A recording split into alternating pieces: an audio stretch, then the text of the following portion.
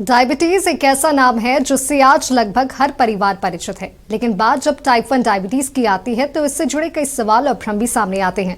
नमस्कार, स्वागत है आपका हेल्थ नक्षत्र में और मैं हूं आपके साथ माधवी चौधरी। आखिर टाइप 1 डायबिटीज क्या है? ये सामान्य डायबिटीज से कितना अलग है? इसके कारण, लक्षण और प्रबंधन के क्या तरीके हैं और क्या इसके साथ एक साधारण जीवन जिया जा सकता है? इन्हीं महत्वपूर्ण सवालों पर जवाब जानने के लिए आज हमारे साथ मौजूद हैं एप्रोप्रिएट डाइट थेरेपी सेंटर के एसोसिएट डायरेक्टर डॉक्टर वरुण, जो लंबे समय से डायबिटीज मैनेजमेंट, न्यूट्रिशन थेरेपी और लाइफस्टाइल मॉडिफिकेशन के क्षेत्र में काम कर रहे हैं। तो सबसे पहले डॉक्टर वरुण, आपका बहुत बहुत स्वागत है नक्षत्र न्यूज पर। और हेल्थ नक्षत्र हमारे एक ऐसा प्रोग्राम है जिसके माध्यम से हम अपने दर्शकों को ज्यादा से ज्यादा मेडिकल संबंधित जानकारी देते हैं। थैंक यू माधवी जी, बहुत बहुत शुक्रिया आप लोगों का। नमस्कार आप सभी को। तो सबसे पहले डॉक्टर वरुण, आपसे मैं यही जानना चाहूंगी, आखिर टाइप 1 डायबिटीज क्या होता है और ये टाइप 2 डायबिटीज से किस तरह से अलग है? राइट, बहुत अच्छा सवाल है माधवी जी आपका। इसके लिए जवाब मैं आपको एक स्टोरी से देना चाहूँगा। अभी शनिवार को मैं दिल्ली की ओपीडी में था। वहाँ पे यूपी से एक हमारे पेशेंट आए थे, एडवोकेट थे। उनके साथ उनका 5 साल का एक बच्चा था। उनकी भाभी, उनकी वाइफ, वो सब लोग साथ में आए थे उससे एक बच्चे के लिए। उसके पीछे का कारण बहुत दुखदाई था दोस्तों। उसको बोल दिया गया था कि उसे डायबिटीज़ है और नवंबर 2025 से वो बच्चा इंसुलिन लगा रहा है। अब उसमें आप सोचिए, एडवोकेट एक बहुत ही बढ़िया ओहदे का इंसान होता है और वो इंसान जो लोगों की मदद कर रहा है वो डिप्रेशन में चले गए।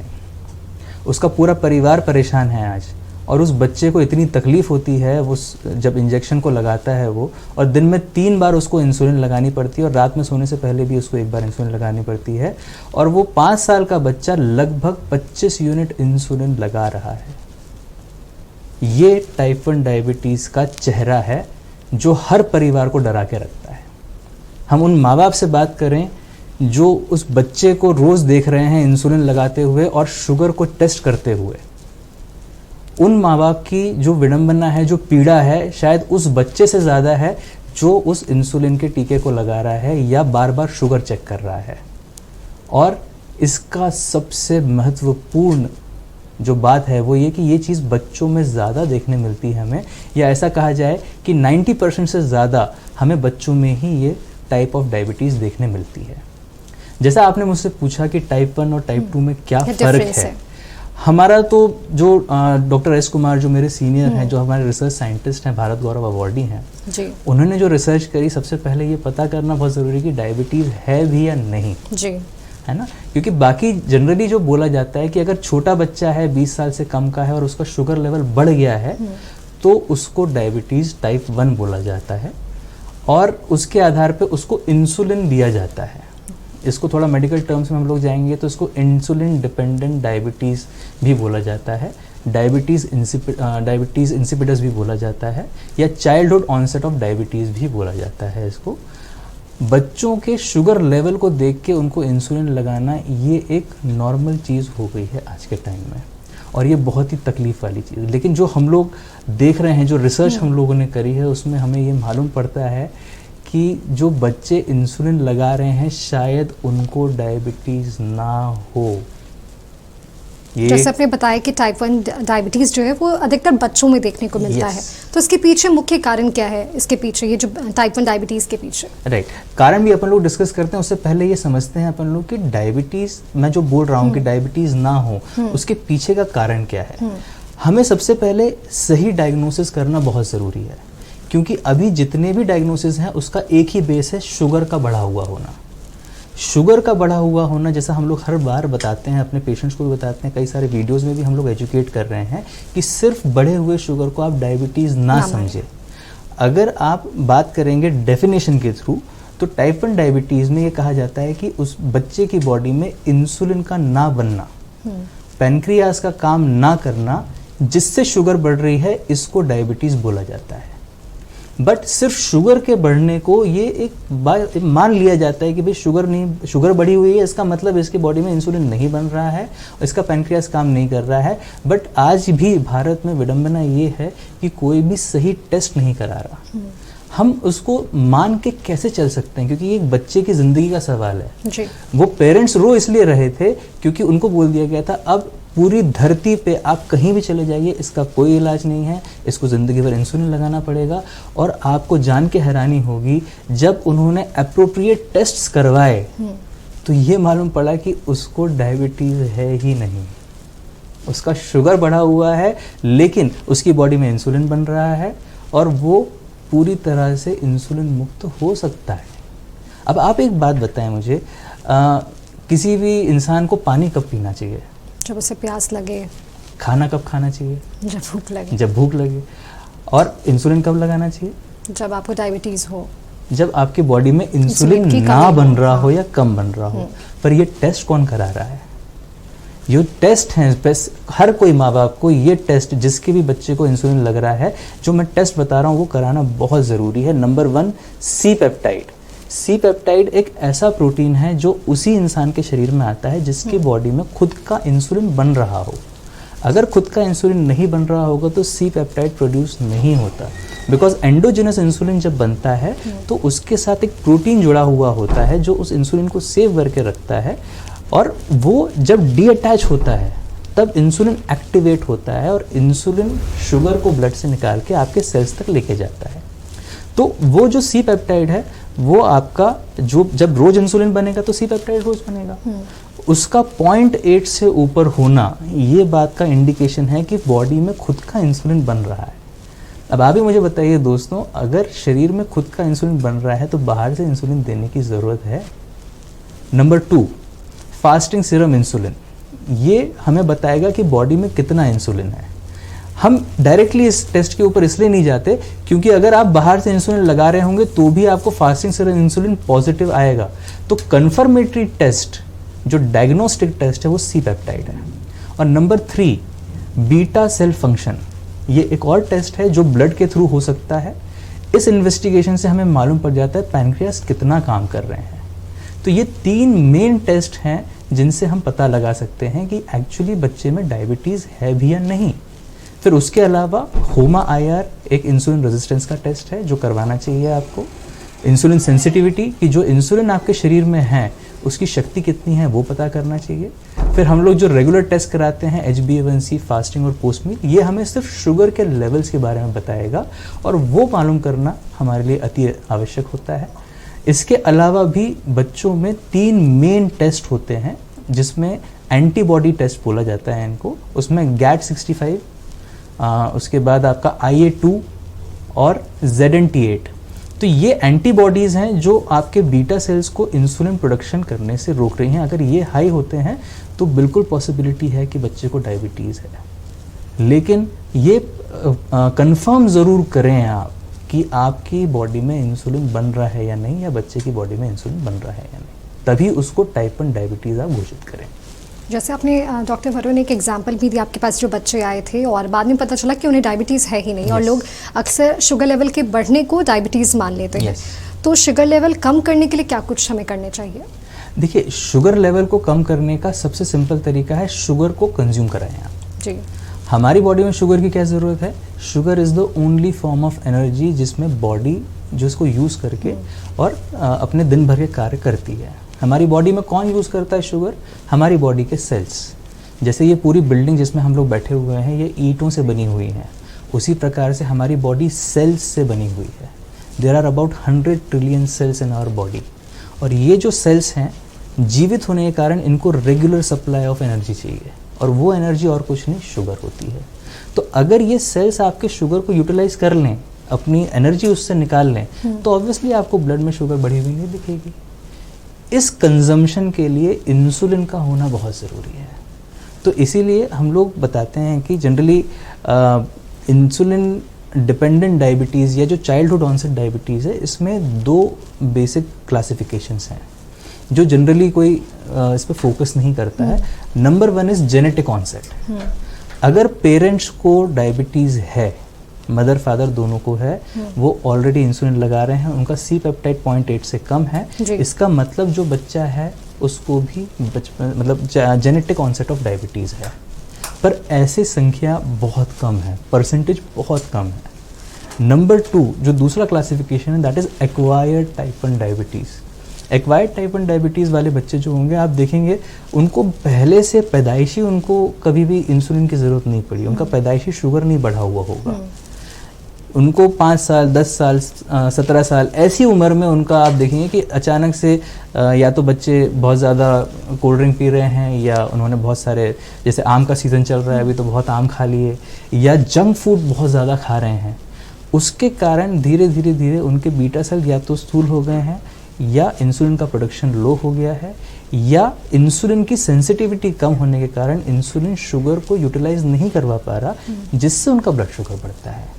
तो हमें करेक्ट डायग्नोसिस करना बहुत ज़रूरी है। शुगर बढ़ने के पीछे ये पता लगाना ज़रूरी है कि शुगर क्यों बढ़ रहा है, ये इम्पोर्टेंट है। जैसा आपने बताया कि जैसे लोगों के मन में जैसे मिसकंसेप्शंस हो जाते हैं डायबिटीज़ और शुगर को लेके, अगर हम टाइप 1 डायबिटीज़ की जैसे हम बात करें डॉक्टर वरुण, तो क्या शुरुआती लक्षण हमें देखने को मिलते हैं? राइट, ये बहुत अच्छा सवाल है आपका। जनरली आप देखेंगे कि बेड वेटिंग शुरू होती है बच्चों में। ये सबसे कॉमन चीज़ हमको देखने मिलती है कि बच्चा अच्छा खासा है, वो कभी बेड पे टॉयलेट नहीं करता था और अचानक से कुछ दिनों से बेड गीला कर रहा है जी। ये सबसे पहला पॉइंट नोटिस करते हैं, पहला सिम्टम नोटिस करते हैं पेरेंट्स। फिर उसके बाद मतलब अच्छे जो एज ग्रुप ज़्यादा भी हों वो भी बेड वेटिंग करते हैं। हाँ, मतलब आप 5 साल 7 साल 10 साल का बच्चा जिसने अभी तक कभी बेड वेटिंग नहीं करी, वो अचानक से बेड वेटिंग करना शुरू कर देगा। फिर जनरली आप देखेंगे कि बच्चे का वजन एकदम से कम हो रहा है, या आपको ये भी समझ में आएगा कि ये पानी बहुत ज़्यादा पी रहा है, वॉशरूम बहुत ज़्यादा जा रहा है, फिर खाना बहुत ज़्यादा खा रहा है, इसको जनरली पॉलीफेजिया हम लोग बोलते हैं। वो तो उसको बहुत ज़्यादा भूख लग रही है। जनरली पेरेंट्स इस बात को समझते हैं कि बच्चा ग्रो हो रहा है, ग्रोथ स्पर्ट आया है, इसीलिए बच्चा खाना मांग रहा है। बट आपको ये नोटिस करना है कि खाना ज़्यादा खाने के बावजूद उसका वज़न अगर कम हो रहा है तो ये एक क्वेश्चन मार्क है। अगर बच्चा पहले बेड वेटिंग नहीं करता था और अभी कर रहा है, ये एक क्वेश्चन मार्क है।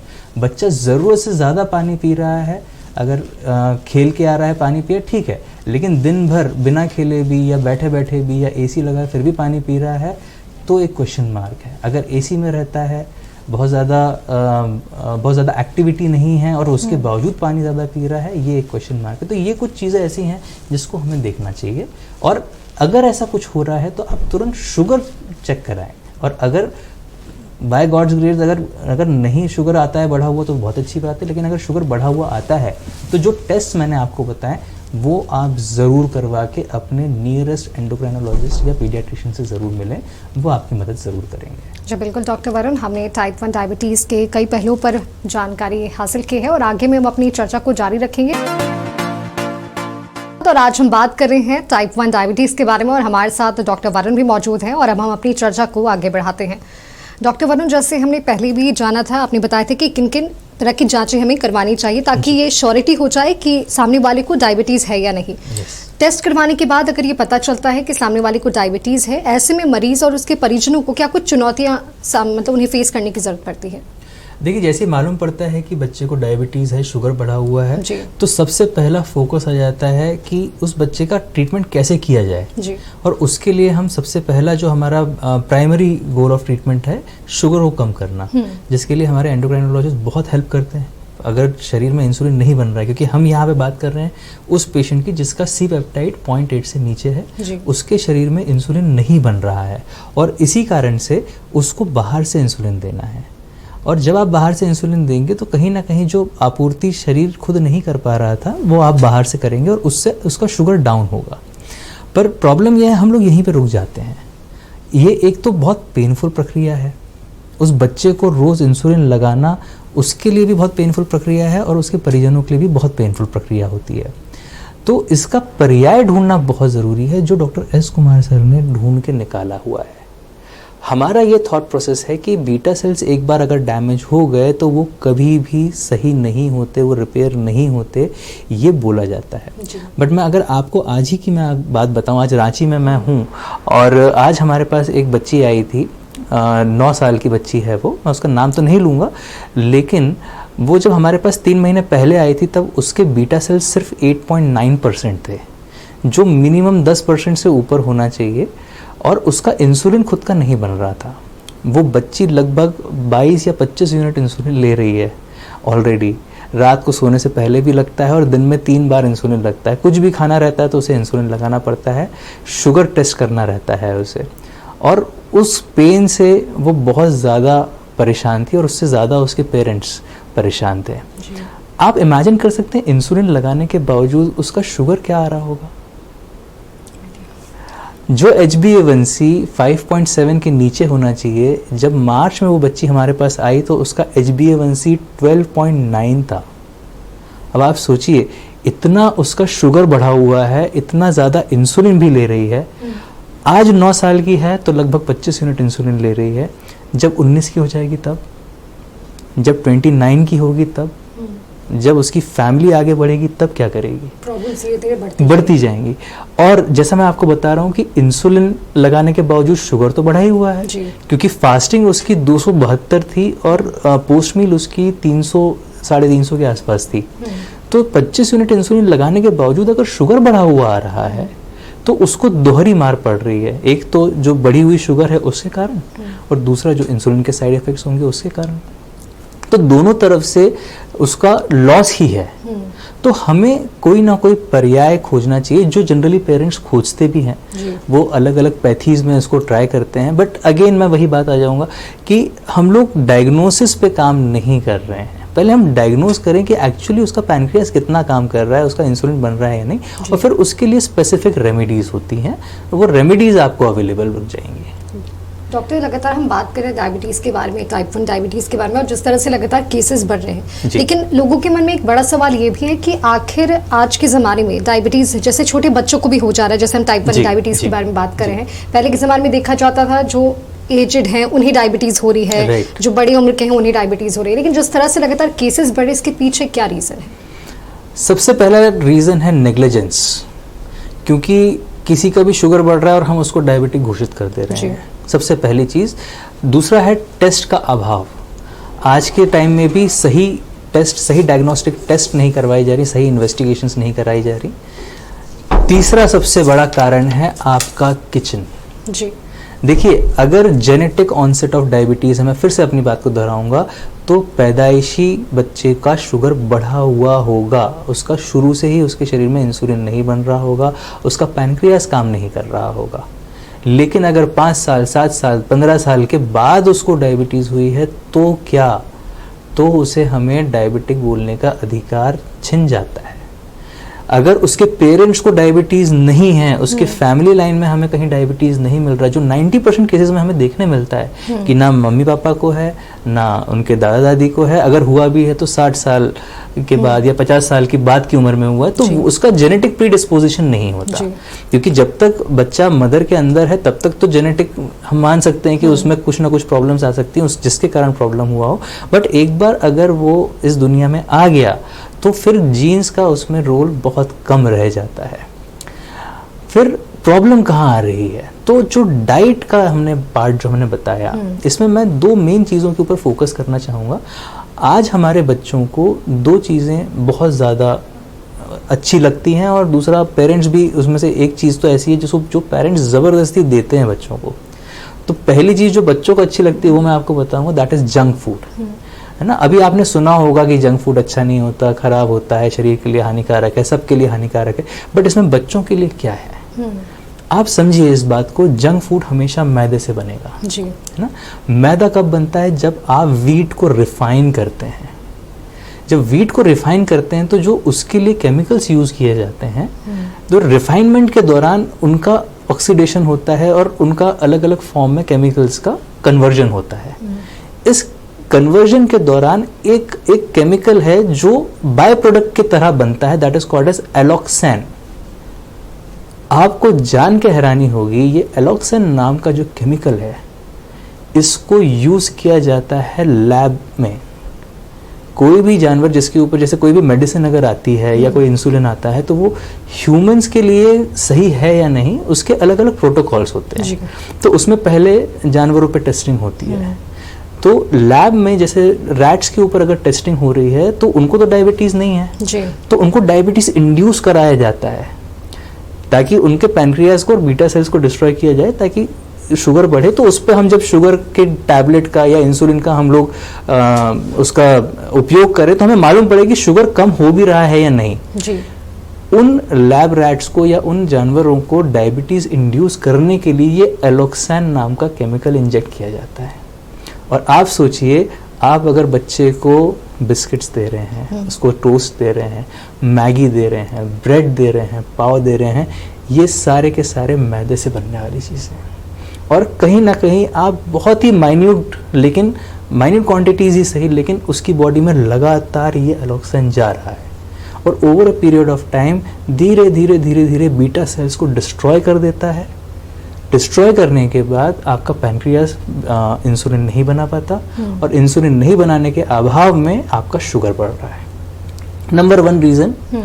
नंबर 2 रीजन जिसका मैं श्रेय पेरेंट्स को भी दूंगा, कारण ये है, हमारे एक धारणा है कि अगर बच्चा खाना नहीं खा रहा तो उसको दूध पिला दीजिए। आपने बचपन में दूध पिया होगा स्कूल जाते टाइम, है ना। मदर का एक थॉट प्रोसेस रहता है, अरे खाना नहीं खा रहा है या बस छूट जाएगी तो चलो फटाफट दूध में बॉर्नविटा घोला, शक्कर डाली और पिला दिया, इजी टू मेक है ना। और उसे कंप्लीट फूड की भी संज्ञा दी जाती है कि भाई दूध तो कंप्लीट फूड है। बट ये जो बात है कंप्लीट फूड, ये यहाँ पे आके अधूरी हो जाती है। वो दूध कंप्लीट फूड तो है, बट किसके लिए? तो अगर गाय का दूध है तो उसके बच्चे के लिए वो कंप्लीट फूड है, अगर भैंस का दूध है तो उसके बच्चे के लिए कंप्लीट फूड है। इंसान को इंसान का दूध और जानवर को जानवर का दूध, ये प्रकृति के नियम है। क्योंकि हम लोग प्रकृति के नियमों के अगेंस्ट जा रहे हैं, इसीलिए डायबिटीज बढ़ रही है। इसको मैं थोड़ा सा शॉर्ट में लूंगा क्योंकि काफ़ी बड़ा इसका साइंटिफिक एक्सप्लेनेशन है। बट इसमें जब आप दूध दे रहे हैं तो उसमें एक ग्रोथ फैक्टर होता है जो इंसुलिन लाइक एक्ट करता है जी। अब प्रॉब्लम ये है कि उसकी जो केमिकल संरचना है, जो बायोकेमिस्ट्री है उसकी, वो रिजेंबल करती है हमारे बीटा सेल्स से या हमारी बॉडी के इंसुलिन बनाने वाली कोशिकाओं से जी। और क्योंकि वो बाहर से आया हुआ प्रोटीन है तो हमारा जो सेल्फ डिफेंस है, हमारा जो इम्यून सिस्टम है, उसको खत्म कर देता है। बट क्योंकि उसका काफी रिजेंबलेंस है हमारे बीटा सेल से, तो कहीं ना कहीं कई सारे बच्चों में ये ट्रिगर हो जाता है और वो आइडेंटिफाई करना छोड़ देता है हमारा इम्यून सिस्टम। और बाहर के प्रोटीन को खत्म करते करते वो अपने सेल्स को भी डिस्ट्रॉय कर देता है, which leads to auto immunity. Auto immune destruction of beta cells के कारण इंसुलिन बनना कम होता है और 5 साल, 10 साल, 15 साल के बच्चों में भी डायबिटीज इंड्यूस हो रही है। तो मैं आप लोगों से गुजारिश करूंगा, हाथ जोड़ के गुजारिश करूंगा, नंबर 1, किसी भी प्रकार के मैदे से बने हुए प्रोडक्ट्स आप जीरो करें। अगर जीरो नहीं कर सकते तो बहुत लिमिटेड करिए, मिनिमम टू मिनिमम करें। और नंबर 2, माँ के दूध के अलावा किसी भी बच्चे को किसी भी प्रकार का दूध पीने की ज़रूरत नहीं है। अगर आपको पिलाना ही है तो आलमंड मिल्क, कैशू मिल्क, ये सब आप पिलाएं, वो चलेगा। जी बिल्कुल डॉक्टर वरुण, आपने टाइप 1 डायबिटीज़ को लेकर काफ़ी महत्वपूर्ण जानकारी हमारे साथ साझा की है। और आज की बातचीत से हमने एक चीज़ जाना है कि जो टाइप 1 डायबिटीज़ है वो कोई रुकावट नहीं है, बल्कि एक ऐसी स्थिति है जिसे सही जानकारी, नियमित देखभाल और सकारात्मक सोच के साथ रोका जा सकता है। फिलहाल इस प्रोग्राम में इतना ही। हम फिर मिलेंगे एक नए विषय के साथ। तब तक के लिए देखते रहें हेल्थ नक्षत्र।